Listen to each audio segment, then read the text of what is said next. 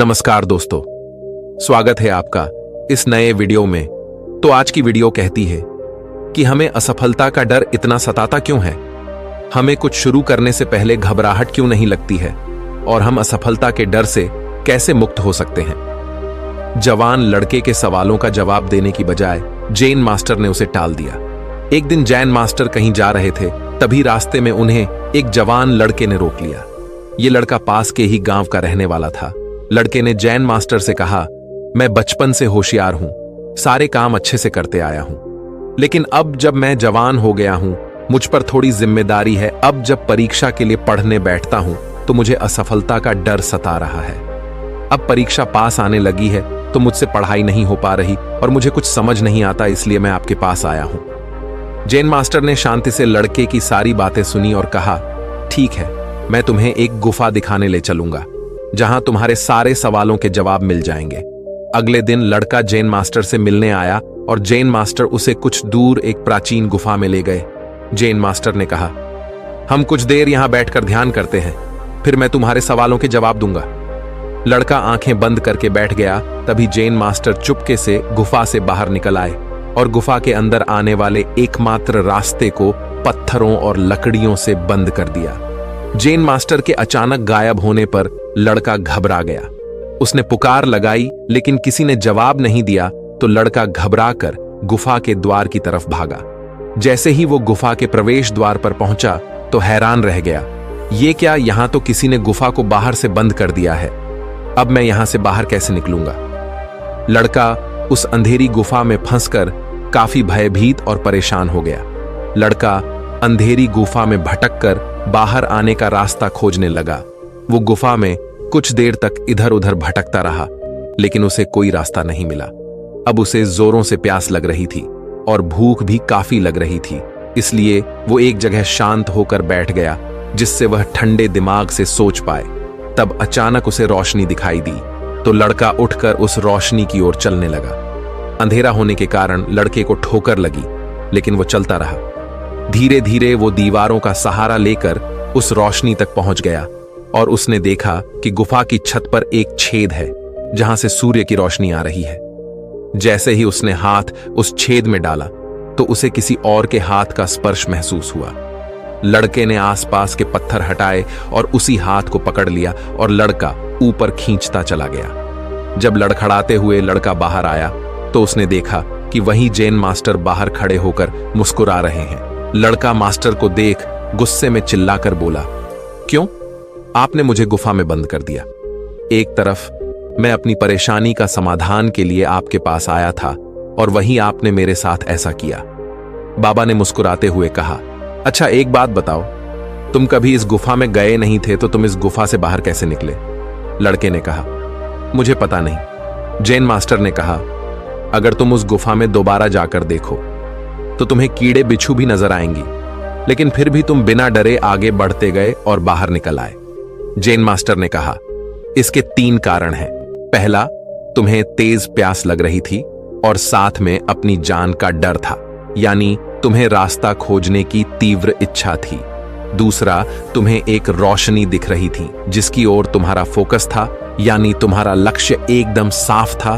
और तीसरी बात, कोई डिस्ट्रैक्शन नहीं था, तुम्हें कीड़े मकोड़े और बिच्छू भी नहीं दिख रहे थे, यानी तुम किसी प्रकार के डिस्ट्रैक्शन से विचलित नहीं हुए। लड़के ने कहा, मैं इन सब से क्या सीख सकता हूं। जैन मास्टर ने कहा, सबसे पहले ही स्पष्ट लक्ष्य। जिस तरह तुम्हें अंधेरी गुफा में एक रोशनी दिख रही थी, उसी तरह तुम्हारी आंखों के सामने तुम्हारा लक्ष्य स्पष्ट होना चाहिए और सोते जागते तुम्हारे सामने लक्ष्य ही होना चाहिए। इसलिए हर दिन सुबह जागकर तुम अपने लॉन्ग टर्म विजन को लिखो कि मैं यह परीक्षा क्यों पास करना चाहता हूं, मैं जीवन में ये क्यों बनना चाहता हूं। इसे पूरी भावनाओं से लिखो जिससे ये लक्ष्य पूरे समय तुम्हारी आंखों के सामने स्पष्ट बना रहे। दूसरी बात थी तीव्र इच्छा। जैसे तुमको पता था कि अगर मैं इस गुफा से बाहर नहीं निकलूंगा तो मेरी जान पर बन आएगी, वैसे ही तुम्हारे अंदर तीव्रता आनी चाहिए कि अगर मेरा लक्ष्य पूरा नहीं हुआ तो मेरी जान पर बन आएगी, यानी मेरे जीवन में कितना बड़ा नुकसान हो जाएगा, ऐसी तीव्रता मुझको लानी पड़ेगी। तीसरी बात, मजबूत मानसिकता। इन सब के लिए मन ताकतवर होना चाहिए। मन को लगातार भारी घटनाओं, लोगों की बातों का असर होता है।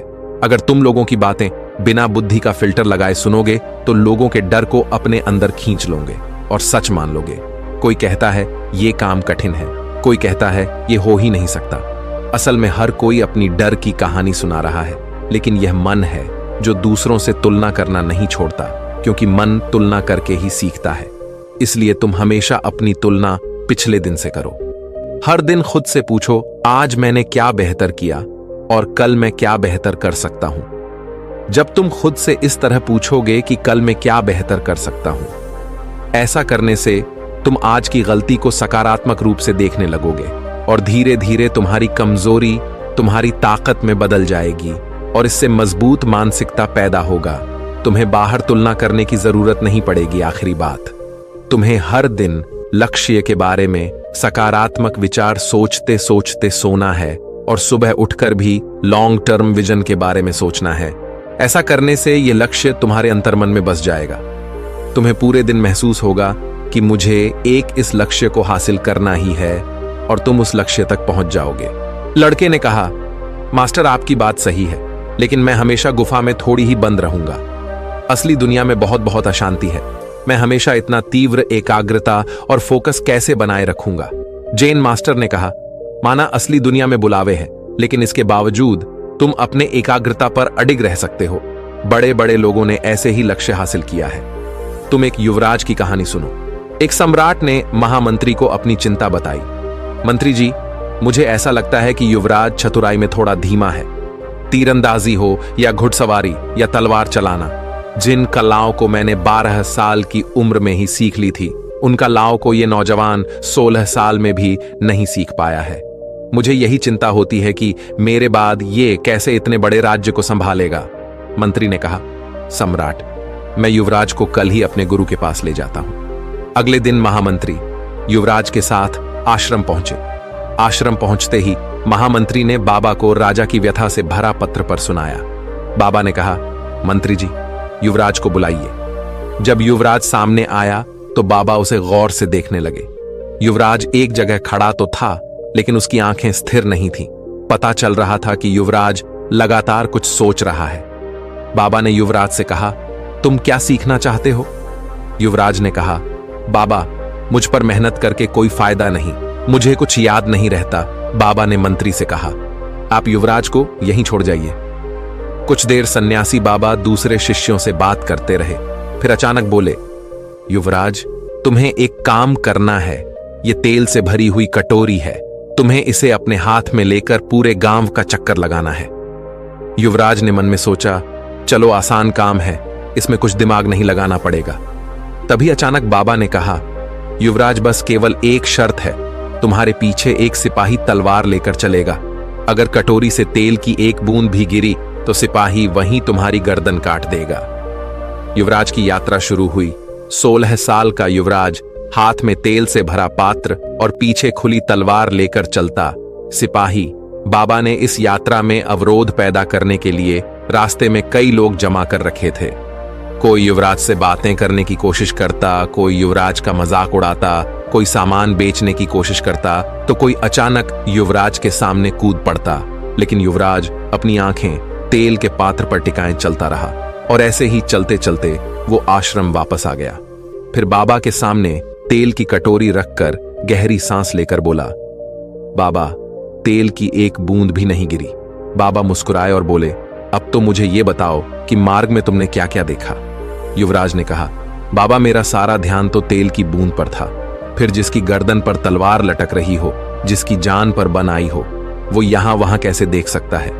बाबा ने कहा, इसी तरह तुम्हें हर शिक्षा ग्रहण करनी है, फिर तुम सबका हो जाओगे। तुम जो पढ़ोगे वो एक बार में याद रहेगा। युवराज ने कहा, लेकिन बाबा, हर बार जान का खतरा नहीं होता, तो इतना ध्यान कोई शिक्षा में कैसे लगा सकता है। बाबा ने कहा, इस बात को समझो, युवराज, जब तुम किसी चीज पर ध्यान देते हो तभी तुम्हारी बुद्धि और शक्ति प्रकट होती है, नहीं तो तुम्हारे अंदर बैठी शक्तियां लगातार मंद होती जा रही हैं। इस बात को हमेशा याद रखो कि मृत्यु का जोखिम अभी भी है। तुम्हारे एक जगह मन न लगाने से तुम्हारी योग्यता ये मर रही है। इसलिए जो भी करो उसमें अपना संपूर्ण ध्यान लगा। कुछ ही समय में यह तुम्हारा स्वभाव बन जाएगा और तुम्हारे अंदर दबी हुई योग्यताएं उचित समय आने पर प्रकट हो जाएंगी। बाबा की शिक्षा लेने के बाद युवराज वापस लौट गया। उसके अंदर सारे डर समाप्त हो चुके थे। युवराज पढ़ाई, ज्ञान, विज्ञान, कलाओं में मन लगाने लगा। वो बड़ा हुआ और एक महान अर्थशास्त्री और सम्राट बना। दोस्तों, उपनिषदों का घोष है कि आप वही है जो आपकी गहरी इच्छा है। जैसी आपकी इच्छा है वैसा ही आपका इरादा है और जैसा आपका इरादा है वैसा ही आपका परिणाम है। जैन मास्टर ने आखिर में कहा, अगर आपके दिमाग में यह बात अटकी है जो आगे नहीं बढ़ रहा है वो नष्ट हो रहा है, जिसका सृजन नहीं हो रहा है उसका विनाश हो रहा है। अगर आप उपयोग ना करो तो आपकी सारी शक्तियां नष्ट हो रही हैं। अगर आपके मन में यह बात साफ है तो आपको फोकस करने से कोई नहीं रोक सकता।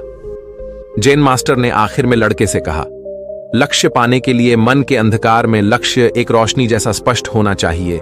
इसको पाने की तीव्र इच्छा होनी चाहिए और मजबूत मानसिकता होनी चाहिए कि कोई भी डिस्ट्रैक्शन या कोई भी बात या कोई भी अफवाह तुम्हारे मन को विचलित न कर सके। जैन मास्टर ने कहा, अगर ये 3 काबिलियत विकसित कर ली जाए तो ऐसा कुछ भी नहीं जो इन तीनों से हासिल ना किया जा सके। इसलिए इनका हर दिन अभ्यास करो।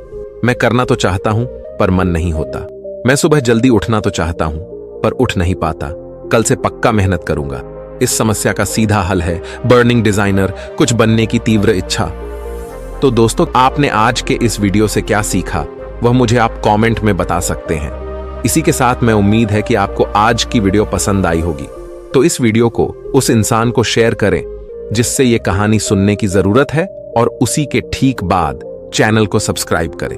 तो चलिए फिर मिलते हैं ऐसी एक और नई वीडियो में एक नए मैसेज के साथ। तब तक के लिए अपना ख्याल रखें। धन्यवाद और नमो बुद्धाय।